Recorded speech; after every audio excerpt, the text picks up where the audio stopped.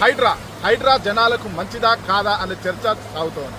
ఇంతకీ సీఎం రేవంత్ రెడ్డి హైడ్రా విషయంలో తీసుకున్న నిర్ణయం మంచిదా కాదా, ఇంతకీ అది జనాలకు ఏ విధంగా లబ్ధి పొందుతుంది అనే విషయం పైన బాగా చర్చ జరుగుతుంది. అయితే ప్రస్తుతం మనం ఉన్నాం తెల్లాపూర్లోని రేడియల్ రోడ్ వద్ద. అయితే ఇక్కడ మనం చూసినట్టయితే చూసిన ఈ పక్కన ఒక చిన్న కాలువ ఉంది. ఆ కాలువకు సంబంధించి చూస్తే పూర్తిగా కాలువకు సంబంధించిన దాని యొక్క పరిణామం ఏదో దాన్ని కుదించడం ద్వారా మనం ఈ నీరన్నీ కూడా ఇక్కడ ఉంటున్నాయి. అయితే మనం చెప్తున్నట్టుగానే చెరువులను కాలువలను సంరక్షించుకుంటేనే వరదల నుంచి కూడా మనము బయటపడగలుగుతామని చెప్పేసి కూడా చాలా రోజుల నుంచి వింటున్నాం. కానీ కొంతమంది ఎవరైతే బిల్డర్స్ ఉన్నారో వారి యొక్క స్వలాభం కోసం ఏదైతే ఉందో చెరువులను నాలాలను కబ్జా చేసి ఏవైతే నిర్మాణాలు చేపడుతున్నారో ఆ నిర్మాణాల కారణంగానే మనం ఈ పరిస్థితిని చూస్తూ ఉన్నాం.